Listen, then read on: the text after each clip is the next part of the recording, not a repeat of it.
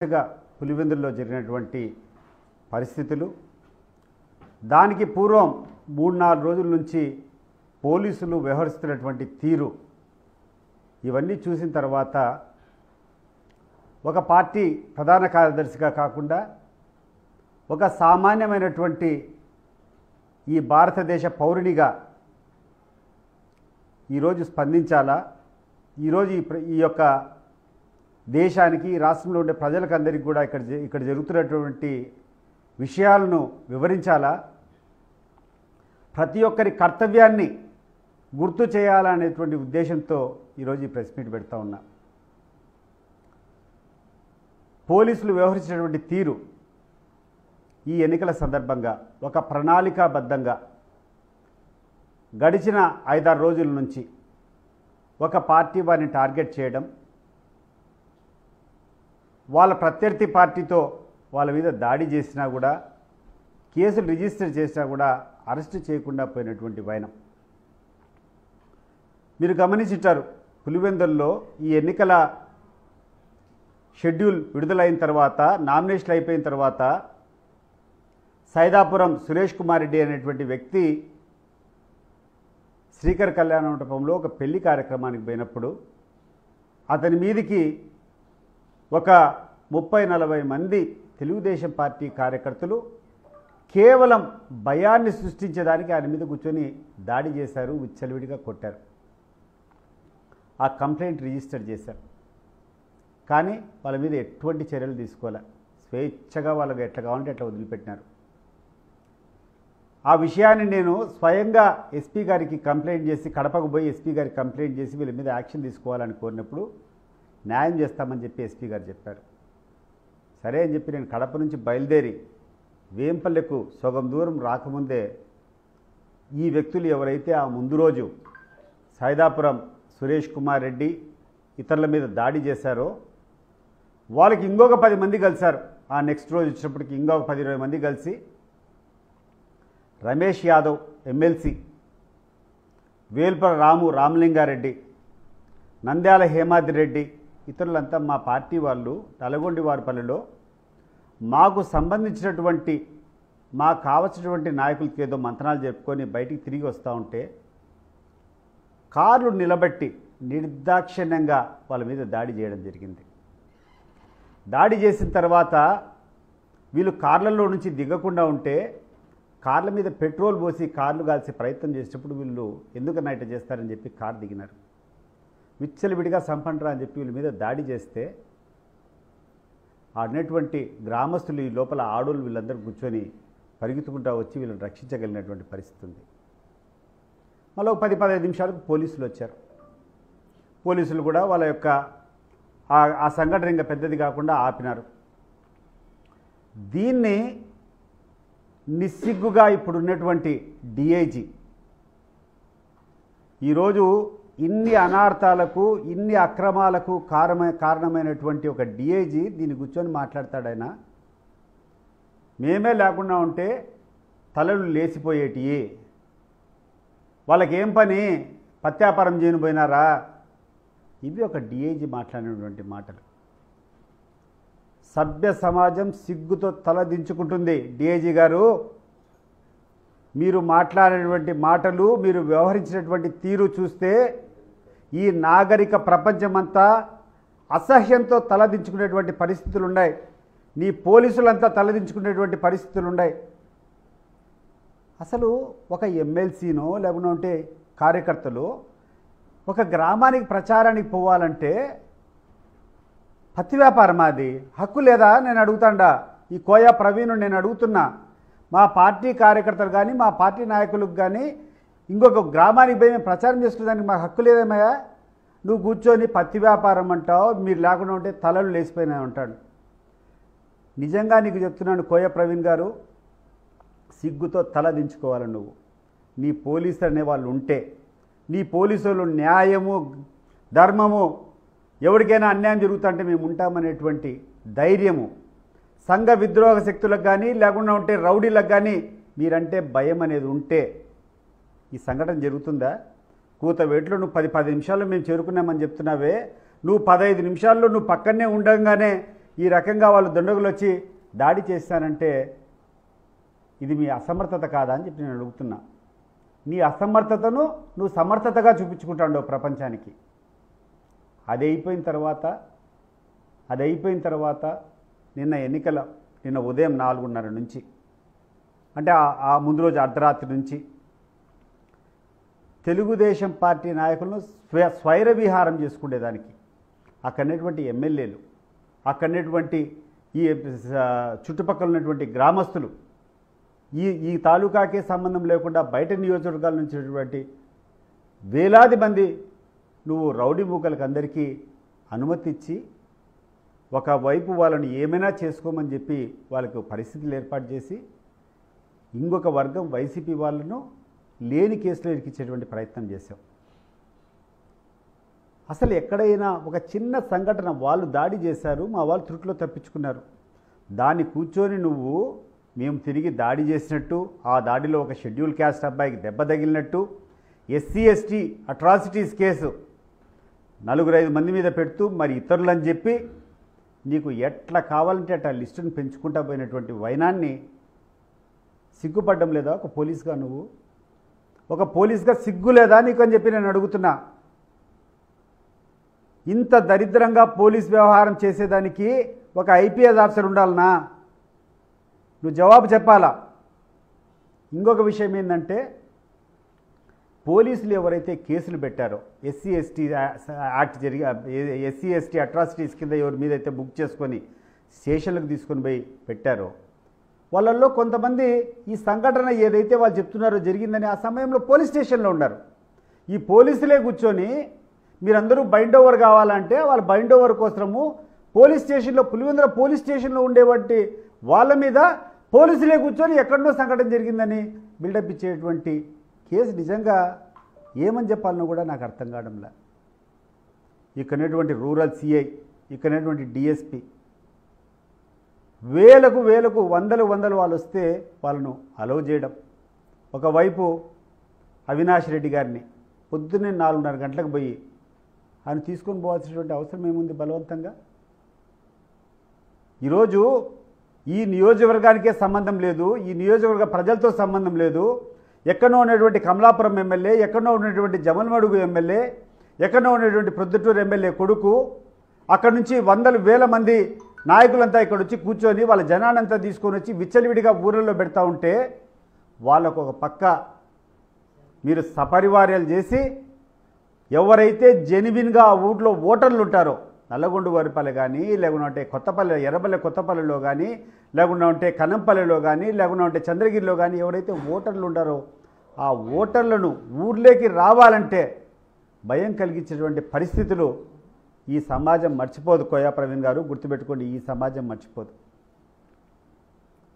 Party గురించి పక్కన పెడితే నేను ఈరోజు ఒక వ్యక్తిగా అడగదలిచినటువంటి ప్రశ్నలు, ఒక పౌరునిగా ఈ దేశంలో ప్రజాస్వామ్యం వర్ధిల్లాలి అనేటువంటి విరజిల్లాలనేటువంటి ఆకాంక్షతో ఉన్నటువంటి ఒక సామాన్య భారతీయునిగా నేను ఈరోజు అడుగుతున్నా. నేను ఈరోజు మీరు చేసేటువంటి ఎన్నికల వల్ల, ఈరోజు మీరు ఎన్నికల్లో ఉపయోగించినటువంటి ఈ పనికిరాని పని వల్ల ఎప్పుడూ జరగని సంఘటనలు ఈరోజు ఒంటిమిట్టలో జరిగాయి. దీన్ని ఉదాహరణగా తీసుకున్నారు. ఇక్కడ చేసేటువంటి మీ రౌడీజం చూసుకొని అక్కడ ఒక మంత్రి ఇక్కడ వీళ్ళందరూ చేస్తే నేను చేయకుండా ఉంటే ఇబ్బంది అని చెప్పి రోడ్ల మీదకి వచ్చి ఒక మంత్రి సమక్షంలో ఒక మంత్రి కూర్చొని బూత్లో ఉన్నటువంటి ఏజెంట్ను బయటికి లాగి వాళ్ళని చిత్తగబాది ఆడ కూర్చొని రిగ్గింగ్ చేసుకున్నా ఉంటే ఎక్కడికి పోయింది ప్రపంచం అని చెప్పి నేను అడుగుతున్నాను. 20-30 సంవత్సరాల కిందట అనాగరికంతో ఇక్కడంతా ఇవన్నీ జరుగుతూ ఉన్నాయి రాయలసీమ ప్రాంతంలో ఎక్కడ చూసినా కూడా. కానీ ఇటీవల కాలంలో గడిచిన 10-15 సంవత్సరాల నుంచి అందరూ స్వేచ్ఛగా బతుకుతున్నాం. ఎవడి ఓట్లు వాళ్ళు వేసుకుంటున్నాం, ఎవడికి కావాల్సిన పార్టీకి వాళ్ళు మద్దతు పలుకుతూ ఉన్నాం. ఆ పాత పద్ధతులు, ఆ అనాగరికము, ఆ రౌడీజం అన్నీ పోయినాయి. ఇంత మంచి పరిస్థితులు ఉండేదానికి ఇన్ని సంవత్సరాలు కష్టపడి పనిచేస్తే మీ యొక్క పనికిరాని బుద్ధికి, మీ యొక్క స్వార్థానికి ఈరోజు మళ్ళీ ఈ పరిస్థితులు రాష్ట్రంలో అంతా వచ్చేటువంటి పరిస్థితులు మీరు మొదలు పెట్టారా లేదా ఒకసారి గుర్తు తెచ్చుకోండి. నా బాధ ఒక జెడ్పీటీసీకి లేకుండా ఉంటే ఒక 2 మండలాలు పోయినంత మాత్రాన ఏం కాదు. కానీ ఈ యొక్క అగ్గి, ఈ యొక్క నిప్పు ఈ రాష్ట్రంలో ఉన్నటువంటి అన్ని జెడ్పీటీసీల మీద, అన్ని సర్పంచుల మీద, అన్ని మున్సిపాలిటీల మీద పడుతుంది. ఈరోజు పోలీసులు నిస్సిగ్గుగా కూర్చొని వాళ్ళకి కావాల్సినటువంటి వ్యక్తిని వాళ్ళు కూర్చొని వాళ్ళు సపోర్ట్ చేసుకుంటా గెలిపించుకుంటా పోతే ఇంకా ప్రజాస్వామ్యం ఎందుకు? మనకు పాకిస్తాన్లో ఉన్నటువంటి మిలిటరీ రూల్కో, లేకుంటే సోమాలియాలో ఉన్నటువంటి ఒక రౌడీ రాజ్యానికో, లేకుంటే ఎక్కడో పనికిరాని దేశాల్లో ఉన్నటువంటి వ్యవస్థలకు మనకు తేడా ఏంది అని చెప్పి నేను అడుగుతున్నా. ఈరోజు గర్వంగా ఈ దేశం ఉంది, ఈ భారతదేశం ఉందంటే ప్రపంచంలోనే అత్యంత పెద్ద ప్రజాస్వామ్య దేశంగా ఈరోజు మనం చెప్పుకుంటాం ఎక్కడికి పోయినా. ఈ ప్రజాస్వామ్యాన్ని మీరు అపహాస్యం చేస్తున్నారు. ప్రజాస్వామ్యం నిలబెట్టాలా? ఎన్నికల పరిస్థితులు ఎన్నికల్లో ఫేర్గా జరగాలంటే అది ఒక ఎమ్మెల్యే ఎంపీ ఎలక్షన్ మాత్రమే కాదు. ఒకవేళ ఎమ్మెల్యే ఎంపీ ఎలక్షన్ అనుకుంటే ఈ రాష్ట్రంలో 175 అసెంబ్లీలు, 25 పార్లమెంటు, 200 మంది. ఆ 200 మందికి 2 పార్టీల నుంచి నిలబెడితే 400 మంది. 400 అయిపోతే ఇండిపెండెంట్గా వాళ్ళు వీళ్ళు చేస్తే 600 లేకుంటే 1000 మంది అభ్యర్థులు నిలబడచ్చు. కానీ ఎంతోమంది ఔత్సాహికులు ఉంటారు, వాళ్ళ గ్రామాల్లో సేవ చేసుకోవాలనే వాళ్ళు ఉంటారు, ఒక సర్పంచ్గా గెలవాలని ఉండే వాళ్ళు ఉంటారు, ఒక ఎంపీటీసీగా గెలవాలని ఉంటారు, జెడ్పీటీసీగా గెలవాలని ఉంటారు, మున్సిపల్ చైర్మన్గా గెలవాలని ఉంటారు, మున్సిపల్ వార్డు మెంబర్గా గెలవాలని ఉంటారు, ఒక కౌన్సిలర్గా గెలవాలని ఉంటారు, ఒక జెడ్పీ చైర్మన్ చేయాలని ఉంటారు. వాళ్ళ పరిస్థితి ఏంది అని చెప్పి నేను అడుగుతున్నాను. ఈరోజు రాష్ట్రంలో ఉత్సాహంతో రేపు మేము రాజకీయాల్లోకి రావాలా, మా యొక్క ఊర్లలో మా యొక్క పేరు మేము నిలబెట్టుకోవాలా, మేము సేవ చేయాలని చెప్పేటువంటి ఆ ఔత్సాహికులకు ప్రజాస్వామ్యం మీద విలువ ఉండేటువంటి ప్రజలకందరికీ మీరు ఇచ్చే సందేశం ఏంది అని చెప్పి నేను అడుగుతున్నాను. ఒకటి, మీరు మీ అరాచకాలు చేస్తా మీ దగ్గర చేతులు కట్టుకొని మీ మన్నన పొంది మీరు ఎవరు చెప్తే వాడు టిక్కు కొడితే వాడి మాదిరి నామినేషన్ వేయడము లేకుండా ఉంటే మేము ఇక్కడ పోరాటం చేయాలా, పోలీసులతో పోరాటం చేయాలా, మా ప్రత్యర్థి పార్టీతో పోటీ చేయాలా. గతంలో ఉండింది సంస్కృతి ఇక్కడ. మాకు ఒక ఎన్నికలంటే కొన్ని 100 బాంబులు తెచ్చి పెట్టుకోవడము, ఎక్కడన్నా మాకు తెలిసిన వాళ్ళ దగ్గర నాటు తుపాకులో లేకుండా ఉంటే ఏదైనా ఆయుధాలు ఉంటే అన్లైసెన్స్ వెపన్స్ ఉంటే అవన్నీ తెచ్చి పెట్టుకోవడము, ఏటకత్తులు ఈత పుల్లులు అన్నీ తీసుకొని అవన్నీ రెడీ చేసుకొని ఒక యుద్ధానికి రెడీగా ఉండేటువంటి పరిస్థితులు 20 సంవత్సరాల కిందట ఉన్నాయి. ఆ పరిస్థితులు వచ్చేటట్లు మళ్ళా మీరు ఆ యొక్క పరిస్థితులు మళ్ళీ ఈరోజు కల్పిస్తూ ఉండరు. ఈరోజు నేను ఇక్కడ నా ఊర్లో నాకు ఒక ఉద్దేశం ఉంది, నాకు ఇక్కడ మంచి పేరు తెచ్చుకోవాలనో లేకుంటే నా ఊరును బాగుపరచాలనో నా ఊరు సర్పంచ్గా కావాలని నాకు ఒక కోరిక ఉంటే మీరు ఈ రకమైనటువంటి విచ్చలవిడిగా అధికార పార్టీతో కూర్చొని ఈ పోలీసులు ఇంత విచ్ఛిన్నకరమైన పరిస్థితులు ఏర్పాటు చేస్తే నా పరిస్థితి ఏంది అని చెప్పి నేను అడుగుతున్నా. రేపు నేను ఎన్నికల్లో నిలబడాలంటే బాంబులు మళ్ళా చేయించుకోవాలా, నాటు బాంబులన్నీ చేయించుకోవాలా, తుపాకులు తెప్పించుకోవాలా, ఏటకడోర్లు రెడీ చేసుకోవాలా, ఒక ప్రైవేట్ ఆర్మీని నేను కూడా తయారు చేసుకోవాలా, సిద్ధం చేసుకోవాలా. ఇది ఈ నాగరిక ప్రపంచానికి మంచిదా? కోయా ప్రవీణ్ సరిగ్గా ఆలోచన చేసుకో. ఈరోజు ఉన్నటువంటి పరిస్థితుల్లో ఈరోజు ఇంత అడ్వాన్స్డ్గా మనం ఉండాం. దీనికి ఇవన్నీ చేస్తే ఏమొస్తుందో ఒకసారి ఆలోచన చేయండి. ఈ అన్యాయానికి నేను ఒడుగుడితే అప్పుడు మళ్ళీ మీ పోలీసు వాళ్ళు వస్తారు, మీకు నచ్చిన పార్టీ వాడిని మీరు ఎంకరేజ్ చేస్తారు. ఎంకరేజ్ చేయడం మీద ఇవన్నీ మీ దగ్గర బాంబులు ఉన్నాయో, ఈతపులు ఉన్నాయో, లేకుంటే కొడవలు అని చెప్పి అరెస్ట్ చేస్తారు. అప్పుడు వాని పరిస్థితి ఏంది? అవమానం తట్టుకోలేక వానికి ఉన్నటువంటి ఆకాంక్ష తీరక వాడు అడవులు లేకపోయి ఒక నక్సలైట్గా తయారు కావాలా. ఇది కాదా బాధ్యత? ఇది 20-30 సంవత్సరాలు ఎలక్షన్ కమిషన్లు, ఇక్కడ ఉన్నటువంటి ప్రజలు, ఇక్కడ ఉన్నటువంటి అందరూ కూర్చొని ఒక మంచి పద్ధతిని నిర్మిస్తే ఒక్కరోజు ఒక్క రాత్రిలో మీ స్వార్థం కోసం మీరు చేసేటువంటి పని ఎంత దారుణంగా ఉందని చెప్పి నేను గుర్తు చేస్తున్నా. ఎవడో పైన ఉన్నటువంటి ఒక ముఖ్యమంత్రి కొడుక్కో వాళ్ళకి ఏదో ఒక సునకానందం ఉండొచ్చు, వాళ్ళు ఏదో అనాగరికంగా చేసి మేము గొప్ప వీరులం, మా మీసం చూడని చెప్పి తిప్పుకోవాలనుకోవచ్చు. కానీ అది ప్రజల ఆకాంక్ష కాదది, పోలీస్ డ్యూటీ కాదది. ఎవడో ముఖ్యమంత్రి కొడుకో లేకుండా ఇంకొకటి ఏదైనా కావాలంటే వాళ్ళని సమర్థించడం కాదు మీ యొక్క డ్యూటీ. మీ డ్యూటీ ఇక్కడటువంటి సామాన్య పౌరుల యొక్క మానాన్ని, ప్రాణాలని, ఆస్తుల్ని, వాళ్ళ గౌరవాన్ని నిలబెట్టేటువంటి బాధ్యత మీది. అందుకు మీకు యూనిఫామ్ ఇచ్చారు, అందుకు మీకు వెపన్ ఇచ్చినారు. మీకు వెపన్స్ ఇచ్చింది, మీకు యూనిఫామ్ ఇచ్చింది, మీ ఇష్టం వచ్చే మీద దౌర్జన్యం చేసి ఒక రౌడీల మాది వ్యవహరించేదానికి కాదని చెప్పి నేను ఈ పోలీసులకు గుర్తు చేస్తున్నాను. ముఖ్యంగా కొంతమంది నాయకులు ఎవరైతే ఈ పనికి పూనుకున్నారో ఒక్కసారి కళ్ళు తెరిచి ఆలోచన చేయమని చెప్పి కోరుకుంటున్నాను. మీరు చేసేటువంటి ఈ దుస్సాంప్రదాయం వల్ల మీరు బాగుపడతారేమో కానీ ఈ సమాజం అంతా ఏమవుతుందని చెప్పి నేను అడుగుతున్నాను. ఈ రకంగా ఎలక్షన్స్ జరిగి ఈ రకంగా మీరు పోలీసులు కుమ్మక్కైపోయి మీకు కావాల్సినటువంటి ఓట్లు మీరు వేసుకుంటే ప్రజల యొక్క మ్యాండేట్ ఎందుకు కోరుతారు? ఎవరైనా ప్రజలకు ఎక్కడైనా విలువ ఉంటుందా?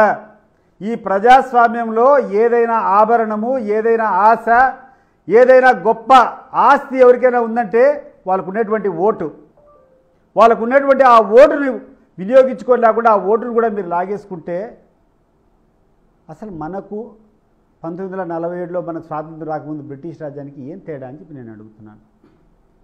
1947 ముందు ఉన్నటువంటి ఆ బ్రిటిష్ వాళ్ళు కూడా ఇంత దౌర్జన్యాలు చేయలే. ఈరోజు ఇక్కడ నాయకులను అడుగుతున్నా, ఏమయ్యా మీకు ఒక చిన్న పదవి కావాలా? ఆ పదవి కోసము ఇంత గ్రామాలు చిచ్చు పెట్టాలనా? అవసరం ఉందా అని చెప్పి నేను అడుగుతున్నాను. మీకు 4 రూపాయలు ఆదాయ వనరులు కావాలా? వేరే మార్గాలు లేవా అని చెప్పి నేను అడుగుతున్నాను. అక్కడ ఎవరో ఒక ఆయన వారికి సునకానందం ఉంది, అతను ఏదో ప్రతీకారం తీర్చుకోవాలంటే ఇది కరెక్ట్ టైం అని చెప్పి మీరు పోయి వాళ్ళని మెప్పించేదానికి ఈరోజు ఈ పల్లెల్లో రాసేటువంటి నిప్పు, మీరు పెట్టేటువంటి నిప్పు ఈ రాష్ట్రానికంతా దహనకాండగా మారుతుందా లేదా ఒకసారి ఆలోచన చేయండి. ఈ ప్రజాస్వామ్యం పోయినప్పుడు ఈ గ్రామాల్లో ఓటింగ్ జరగకుండా మీ ఇష్టానుసారం మీకు కావాల్సినటువంటి అభ్యర్థులు మీరు నిలుపుకోవాలన్నప్పుడు ప్రజలు గెలిచినట్ట, రౌడీజం గెలిచినట్ట మీరు ఆలోచన చేయండి. రౌడీల కోసమా ఈ రాజ్యము? లేకుండా అంటే ఒక ముఖ్యమంత్రి కొడుకు ఎవడు చెప్తే ఆ పేర్లు టిక్కు కొట్టుకొని వాళ్ళని వేసేదానికా? రాజ్యాంగం మార్చి నేను పెట్టుకొని టికెట్ చేసుకొని నేను సర్పంచ్ చేసుకుంటాను పెట్టుకొని చేసుకో. ఎన్నికలు ఎందుకు పిలవాలా? ఎన్నికలు పిలిచినప్పుడు ఆ ఎన్నికలు స్వేచ్ఛగా జరగాల, ఆ ఎన్నికల్లో ప్రజల యొక్క అభిప్రాయం రావాలనేది దృష్టి పెట్టుకోవాలి. కానీ ఇంత చౌకబారుగా చేయకూడదు. నేను ఈ సందర్భంగా ఈ రాష్ట్రంలో ఉన్నటువంటి అన్ని ఇన్స్టిట్యూషన్స్కు, ఈ రాష్ట్రంలో ఉన్నటువంటి ప్రతి ఒక్కరిని, సామాన్య ప్రజలు కూడా కోరుతున్నాను, ఇటువంటి పరిస్థితులు చేయడం వల్ల కొంతమంది నాయకులు ఈగో సాటిస్ఫై అవుతుందేమో, కొంతమంది నాయకులు వాళ్ళ పదవుల కోసం, వాళ్ళ మెప్పు కోసం చేసుకోవచ్చేమో, కొంతమంది నాయకులు వాళ్ళకు కావాల్సినటువంటి ఆర్థిక లావాదేవీలు సరిదిద్దుకోవచ్చేమో. కానీ అంతిమంగా నష్టపోయేది ప్రజలు, అది గుర్తుపెట్టుకోండి. ఈ రకమైన దాన్ని మనమందరం కూడా వ్యతిరేకించాలి. ఎస్పెషలీ ఒక డిఐజీ పనికిరానోడు, ఒక డిఎస్పీ పనికిరానోడు, లేకుండా అంటే అక్కడ ఒక సిఐ పనికిరానోడు, మిగిలిన పోలీసులకి ఏమైందా? మీకు ఎందుకు సహకరించాలా? ఇటువంటి విచ్చలవిడితనాన్ని ఎందుకు ప్రోత్సహించాలి మనము? ఏ హక్కుతో మీరు కూర్చొని అన్నటువంటి గ్రామస్తులందరినీ భయపడిచ్చినారు? గ్రామాల్లో లేకుండా గ్రామాల్లో ఉండాల్సిన వాళ్ళు ఊరు దాటి ఎక్కడో కళాల్లో, ఎక్కడో చేలల్లో, లేకుంటే వాళ్ళ బంధువులలో దూరంగా పోయి దాక్కోవాలా? పరాయి ఊరోళ్ళు వచ్చి ఈ ఊళ్ళలో తిష్ట వేసేటువంటి దౌర్భాగ్యాన్ని కల్పించినారే, ఇది మీకు సిగ్గుగా అనిపించడం లేదా అని చెప్పి నేను అడుగుతున్నా. సిగ్గు కాదా ఇది? అండ్ ఏ నాయకుడైతే దీన్ని ప్రోత్సహించాడో ఆ నాయకునికి చెప్తున్నా, నువ్వు ఏదైతే చేయాలనుకున్నావో ఇదే నీకు శాపంగా మారుతుంది. గుర్తుపెట్టుకో. అరాచకంతో, అన్యాయంతో, అక్రమాలతో ఈ ప్రజాస్వామ్యాన్ని నువ్వు గెలవాలనుకుంటే ఈ దేశంలో ఉన్నటువంటి ప్రజలు ఒప్పుకోరు. నేను మరొకసారి పిలిపిస్తున్నాను, ఇటువంటి అసాంఘిక శక్తుల మీద ప్రతి ఒక్కరూ తిరగబడాలా. ఈ యొక్క ఇన్స్టిట్యూషన్స్ యొక్క గౌరవాన్ని నిలబెట్టాలా. నేను స్టేట్ ఎలక్షన్ కమిషన్ కూడా ఈరోజు నేను చెప్తున్నా, అసలు ఇంత విచ్చలివిడిగా, ఇంత అనాగరికంగా ఇక్కడ బూత్ క్యాప్చరింగ్ చేసుకొని ఉదయం 4:30 నుంచి మధ్యాహ్నం 12 గంటల వరకు ఎవరిని కూడా రానిలేదే. కూర్చొని 2 పోలింగ్ బూత్లు రీపోలింగ్ పెడతావా? అది అర్ధరాత్రి 3 గంటలకు. స్టేట్ ఎలక్షన్ కమిషన్ గారు కళ్ళు తెరవండి ఒకసారి. నువ్వు న్యాయం చేయాలంటే ఇక్కడ జరిగినటువంటి ఎన్నికలు ఒక ఫార్స్, ఒంటిమిట్టలో జరిగినటువంటి ఎన్నికలు ఒక ఫార్స్. ప్రజాస్వామ్యం మీద గౌరవం పెరిగే రకంగా మీ యాక్షన్స్ ఉండాలా. అంటే టోటల్ బ్యాన్ చేసుకొని మళ్ళా ఆ యొక్క ఎన్నికల ప్రక్రియ పిలిచాలా. అప్పుడు ఏ పార్టీ అయినా గెలవనీలే, ప్రజాస్వామ్యం గెలుస్తుంది, ప్రజలు గెలుస్తారు. అటువంటి పరిస్థితులు గెలవకుండా ఏదో మీ మీద మచ్చ రాకుండా ఉండడానికి ఒక బూతో 2 బూతులు ఏమైతే 10,000 ఓట్లు రిగ్ చేసుకుంటే ఈరోజు కూర్చొని నువ్వు 2 బూతుల్లో రీపోలింగ్ ఇక్కడ జరిగినాయనేటువంటి మాట చేస్తే ఏం న్యాయం జరుగుతుంది? ఈరోజు ఈ ఎన్నికలను స్టేట్ ఎలక్షన్ కమిషన్ ఆమోదించి ఈ యొక్క ఎన్నికల రిజల్ట్ను అనౌన్స్ చేస్తే మాత్రం నేను చెప్తున్నా ఇది మీకు సిగ్గుచేటు. దీనివల్ల ప్రజాస్వామ్యం బలహీనపడుతుంది.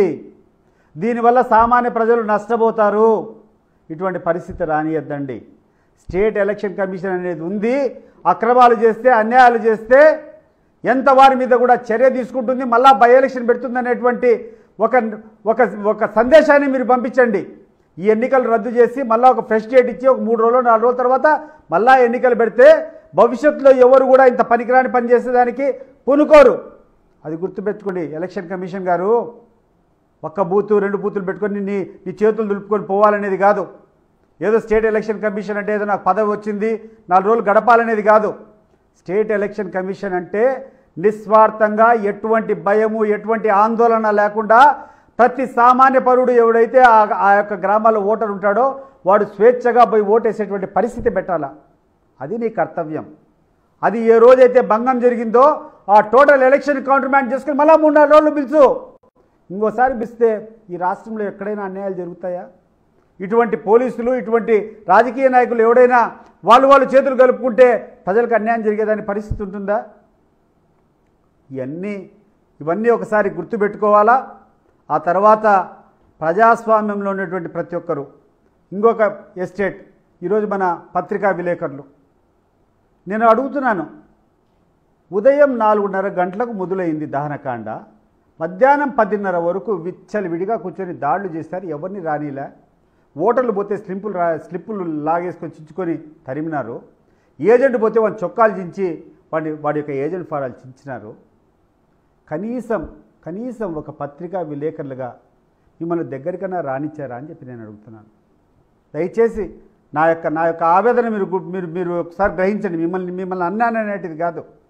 మీరు ఒక విలేకరులుగా ఉండి ఆడ అన్యాయం జరుగుతూ ఉందంటే మీరు కనీసం అక్కడికి పోలేనటువంటి పరిస్థితులు ఉన్నాయంటే ఎంత దౌర్భాగ్యమైనటువంటి పరిస్థితుల్లో ఈ 4th ఎస్టేట్ ఉందో ఒకసారి ఆలోచన చేయండి. ఎందుకు సహించాలా? ప్రజలు ఎందుకు సహించాలా? పత్రికా రంగంలో ఇంత బాధ్యతలేటువంటి వాళ్ళు మీరెందుకు సహించాలా? ఒకవేళ 3వ 4వ ఛానల్స్ వాళ్ళ సొంత ఛానల్స్ ఉంటే వాళ్ళ కథ ఉండే వాళ్ళు ఉంటారు, వాళ్ళు వదిలిపెట్టండి. అటువంటి పరికరాలను వదిలిపెట్టండి. మిగిలిన వాళ్ళకి ఏమైంది? మీరు పోగలిగినారా అని చెప్పి నేను అడుగుతున్నాను. ఉదయం 4:30కు జరుగుతూ ఉంది ఎర్రబల్లె కొత్తపల్లిలో దాడులు. మీరు పత్రికా విలేకరులు పోవాలంటే పోయేదానికి పోలీసులు తరుముతాడారు అనేటువంటి రౌడీలు మిమ్మల్ని తరుగుతాడు. ఇట్లా కెమెరా పెట్టేదానికి కూడా ధైర్యం లేనటువంటి పరిస్థితిలో మీకుంటే కనీసం మీరు గొంతెత్తి చాటరప్ప. నేను అడుగుతున్న విలేకరులకు, నేను అడుగుతున్న ఈ యొక్క పత్రికా సామ్రాజ్యానికి 4th ఎస్టేట్కు మీ గొంతు పెగలదా? ఇంత అన్యాయం చేస్తూ ఉంటే, ఇన్ని అక్రమాలు చేస్తూ ఉంటే, మీ గొంతు నొక్కేస్తూ ఉంటే, మిమ్మల్ని కెమెరా పెట్టి తీసేదానికి కూడా అవకాశం లేకుండా పోతే మీకు ఉండదా అని చెప్పి నేను అడుగుతున్నాను. చాలా ఆవేదన, నాకు చాలా ఆవేదన. ఎందుకంటే చిన్నప్పటి నుంచి కూడా నేను పెరిగినటువంటి వాతావరణంలో మంచి వాతావరణం ఉండాలా, ప్రజలకు మేలు జరగాల. ప్రజలకు మేలు జరగాలంటే ఒక్క ప్రజాస్వామ్యం ద్వారానే అవుతుంది. ప్రజల యొక్క వర్డిక్ట్ కోసం, ప్రజల యొక్క ఓటు కోసం ఎప్పుడైతే నాయకులు పోతారో అప్పుడే ప్రజలకు మేలు జరుగుతుంది, ప్రాంతానికి మేలు జరుగుతుంది. ఇది కాకుండా కొంతమంది రౌడీలకో, కొంతమంది పెత్తందారులకో, కొంతమంది డబ్బులు ఉండేటువంటి వాళ్ళకు దాసోహం చేస్తే ఈ దేశం ఏమైపోతుంది అని చెప్పి నేను అడుగుతున్నాను. ఆ తర్వాత ఎక్కినటువంటి మిగతా వాళ్ళు కూడా అడుగుతున్నాడు. ఎలక్షన్స్ అంటే not only MLA MP elections, ప్రతి ఒక్క ఎలక్షన్ అనేది పెట్టిన తర్వాత ఆ ఎలక్షన్ స్ఫూర్తితో, ఆ ఎలక్షన్ ఉద్దేశంతో మీరు ప్రతి ఒక్క ఎలక్షను ఫ్రీ అండ్ ఫెయిర్, ఎటువంటి భయము ఎటువంటి ఆందోళన లేకుండా స్వేచ్ఛగా ఓటర్ పోయి ఓటేసుకునేటువంటి పరిస్థితి కల్పించాలా. అది ఈ యొక్క అధికార యంత్రాంగాన్ని బాధ్యత. కలెక్టర్ గారు ఏం చేస్తున్నారండి? నువ్వు కూర్చొని మీ యొక్క ఈ కడప జిల్లాలో నల్లగొండవారిపల్లెలో ఉన్నటువంటి ఓటర్లను తీసుకొని వచ్చి నల్లబరెడ్డిపల్లెలో 4 కిలోమీటర్ల యూతలో పోలింగ్ బూత్ పెడతారు. ఆ ఊర్లో స్కూల్ పెట్టుకొని ఈ ఊర్లో ఉండేటువంటి వాళ్ళు నల్లబరెడ్డిపల్లె వాళ్ళు 4 కిలోమీటర్ల అవతలికి పోయి నల్లగొండవారిపల్లెలో ఓటేయాలన్నా? అది అడగనొస్తే కనీసం 5 నిమిషాలు నీకు అనేటువంటి ఆ గ్రామస్తులతో మాట్లాడేటువంటి సమయం లేదా కలెక్టర్ గారు? సిగ్గు అనిపించడం లేదా నీకు? తల దించుకోవాలండి. మీ అటువంటి అధికారులను చూసి ప్రపంచంలో ఉన్నటువంటి ప్రతి ఒక్క పౌరుడు సిగ్గుతో తల దించుకునేటువంటి పరిస్థితులు ఏర్పరుస్తున్నారు మీరు. నీ ఉద్యోగం ముఖ్యమా? నీ జీతం ముఖ్యమా? మీకు కావాల్సినటువంటి అవినీతి సొమ్ములు ముఖ్యమా? ప్రజలు ముఖ్యమా? ఒకసారి ఆలోచన చేయమని చెప్పి కోరుకుంటూ, ప్రతి ఒక్కరిని కూడా ఇది ఉద్యమించాల్సినటువంటి సమయం. ప్రతి ఒక్కరూ ఉద్యమించాలి. ప్రత్యేకంగా నేను స్టేట్ ఎలక్షన్ కమిషన్కు విన్నవిస్తున్నా. You have all the powers today. Counter man this election. 3 రోజులు 4 రోజులు టైం పెట్టి మళ్ళా పెట్టు. మళ్ళా ఇటు తిరిగితే మళ్ళా ఒకసారి పెట్టు. దౌర్జన్యకారులు అనే వాళ్ళు దగ్గరికి రారు. అన్యాయం జరిగితే ఎలక్షన్ కౌంటర్ మ్యాండ్ అవుతుంది. మళ్ళా ఎలక్షన్ జరుగుతుంది. అన్యాయంతో మనం గడ్డనెక్కలేమనేటువంటి ఒక సంకేతం మీరు పంపిస్తే ప్రజాస్వామ్యం సరిగ్గా విరజిల్లుతుంది. దానికి మీరు ఇనిషియేటివ్ తీసుకోండి. మీరు చిత్తశుద్ధితో ఉన్నారని ప్రూవ్ చేసుకోవాలనుకుంటే మీరు దయచేసి ఈ ఎలక్షన్ కౌంటర్ మ్యాండ్ చేసుకొని మళ్ళా ఎన్నికలు పిలవాల్సిందిగా నేను కోరుకుంటూ,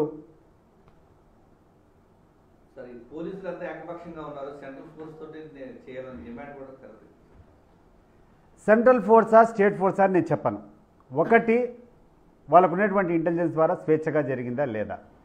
ప్రెస్ అందరూ కూర్చొని ఎటువంటి ఒకవేళ ఏదైనా కంప్లైంట్స్ వస్తే ఆ రోజే బయట వస్తుంది. కంప్లైంట్స్ వస్తే మళ్ళీ రీపోలింగ్ చేస్తే ఏ ఫోర్స్ అయితే ఏమి, ఆ చెల్లని ఎలక్షన్ మళ్ళీ వస్తుంది అనుకుంటే ఎవడు కూడా ఇటువంటి దరిద్రానికి పూనుకోరు కదా. ఇటువంటి దౌర్జన్యమైనటువంటి పరిస్థితులు ఎప్పుడు పూనుకుంటారు? మేము చేసేటువంటి వెధవ పనులు సాగుతాయి, దీనివల్ల మాకు రిజల్ట్ వస్తుంది అనుకుంటే వాళ్ళు ఎవరైనా చేస్తారు. దీనివల్ల రిజల్ట్ రాదురా, ఊరికి చెడ్డ పేరు వస్తుంది అనుకుంటే వాళ్ళు ఎందుకు చేస్తారు ఇది? So it's a simple formula. State election commission కూర్చొని, అయ్యా ఇది నిస్వార్థంగా జరగలేదు, కంప్లైంట్స్ ఉన్నాయి, సో మళ్ళీ నేను పిలుస్తున్నానంటే అయిపోయి. ఒక్క పోలీస్ ఆఫీసర్, ఇంత పోలీసులు అవసరమా? 600 మంది పోలీసులు పెట్టారు. దేనికి? వైఎస్ఆర్ కాంగ్రెస్ పార్టీ నాయకులను ఆ గ్రామాల్లో ఉండకుండా చేసేదానికి 600 మంది పోలీసులు. మేము గతంలో ఈ తాలూకాలో అంతా కలిసి ఒక 100 మంది పోలీసులు జరిపారు ఎన్నికలు. ఎన్ని?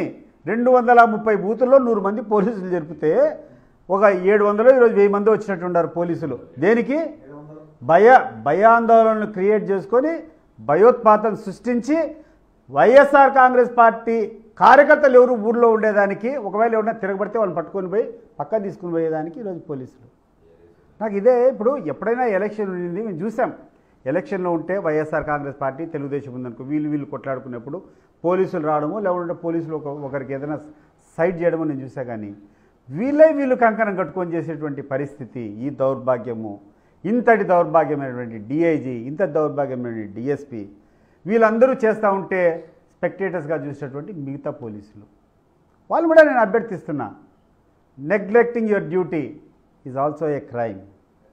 ఒక ఎస్పీగా నువ్వు మంచివాడికి ఉండొచ్చు, కానీ ఈరోజు కళ్ళు మూసుకొని ఎట్లంటే అట్లా విచ్ఛిన్నకరంగా జరుగుతుంటే నువ్వు సైలెంట్గా స్పెక్టేటర్గా చూస్తున్నావంటే నీ తప్పు. ఎస్పీ గారు నేను మంచివాడిని ఎవరు ఒప్పుకోరు. నేనేమైనా బయట కూర్చొని నీ గుణం గొప్పదని నేనేమైనా పొగడొచ్చేమో కానీ ప్రజలు హర్షించరు.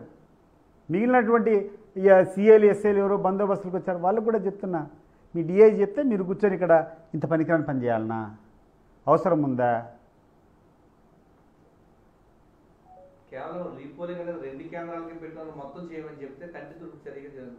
అదే నేను చెప్తున్నాను. అసలు రీపోలింగ్ అనేది ఈ 2 పోలింగ్ బూత్లో జరిగినంత మాత్రం మొత్తం 13 పోలింగ్ స్టేషన్స్లో జరిగినప్పుడు, ఒంటిమిట్టలో ఎక్కడ చూసినా యథేచ్ఛగా జరిగినప్పుడు, అది ఆ రిజల్ట్ తారుమారు చేసే రకంగా ఉండేటప్పుడు నువ్వు ఎట్లా ఒక 2 బూతులు పెడతావు? నువ్వు చెప్తే ఒక 3 ఓట్లు పెడతానని చెప్తే ఓటున ఒప్పుకుంటారా? 3 ఓటర్లే రాలేదు, ఆ 3 ఓటర్లకు ఓటింగ్ వేస్తా అంటే ఒప్పుకుంటారా? దీని యొక్క పర్యావసనాలు మొత్తం రిజల్ట్ మీద ఉంది. సో టోటల్ ఆ కాన్స్టిట్యూషన్ అదంతా కూర్చొని ఈరోజు రీపోలింగ్ జరగాల. ఒకసారి కాదు, 2 సార్లు 5 సార్లుగా ఉంటే చేయి, ఏముంది? ప్రజాస్వామ్యం నిలబడుతుంది. రేపు ఎలక్షన్ కమిషన్ ఈరోజు చర్యలు తీసుకొని తిరిగి ఈ యొక్క ఎన్నికలను సక్రమంగా జరగలేదు, మళ్ళీ ఎన్నికలు పెడుతున్నా అని చెప్తే భవిష్యత్తులో జరిగేటువంటి అన్ని ఎన్నికలు సవ్యంగా జరుగుతాయి. సవ్యంగా జరగాలంటే ఈరోజు సింపుల్ ఫార్ములా, ఎలక్షన్ కమిషన్ కూర్చొని ఈడ జరిగినటువంటి అక్రమాల వల్ల, ఈడ జరిగిన అన్యాయాల వల్ల మేము ఈ ఎలక్షన్ కౌంటర్మాండ్ చేస్తున్నాం, 3-4 రోజుల తర్వాత మళ్ళీ చేస్తున్నామని చెప్పి ఒక డేట్ ఇస్తే it will solve the problem and it will set a new procedure for the rest of the elections. తొందరలో రాబోతాయి. అది ఫార్స్ చేయాలనో లేకుండా ఉంటే మీరు ఈ రకంగా చేయాలనో ఒక నాయకులు దయాదక్షిణ నిర్ణయం చేసుకోండి. వాళ్ళ చంద్రబాబు నాయుడు గారు, లోకేష్ లేకుండా ఇక్కడ మీరు కూర్చొని మీరు పేపర్ రాసుకోవాలంటే జీవో చేసుకుని అసెంబ్లీలో పాస్ చేయి. మాకు ఇది వద్దు, మాకు ఈ వ్యవస్థ అక్కర్లేదు, మాకు సర్పంచులకి ఎలక్షన్ అక్కర్లేదు, మాకు జెడ్పీటీసీలకి ఎలక్షన్ అక్కర్లేదు, మాకు మున్సిపాలిటీకి ఎలక్షన్ అక్కర్లేదు, మేము ఆ నుంచి ఒక సీల్డ్ కవర్లో లెటర్ పంపిస్తాం, వాళ్ళని చేసుకొని తయారు చేసుకోపా. నీకు ఆ హక్కు ఉంటే నువ్వు చేసుకో.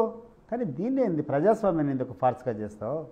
గుర్తుపెట్టుకో చంద్రబాబు నాయుడు, గుర్తుపెట్టుకో లోకేష్, మీకు ఈరోజు పవర్లో ఉండాలంటే ఈ ప్రజాస్వామ్యం ఉండబట్టి, ప్రజలు ఓట్లు వేయగలిగినారు కాబట్టి నిన్ను ముఖ్యమంత్రిగా చేస్తారు. అది గుర్తుపెట్టుకో, దాన్ని మర్చిపోద్దు. నువ్వు ఆ వ్యవస్థను నాశనం చేయొద్దు. ప్రజలకు ఉండేటువంటి హక్కును నువ్వు తీసుకోవద్దు వాళ్ళ దగ్గర నుంచి.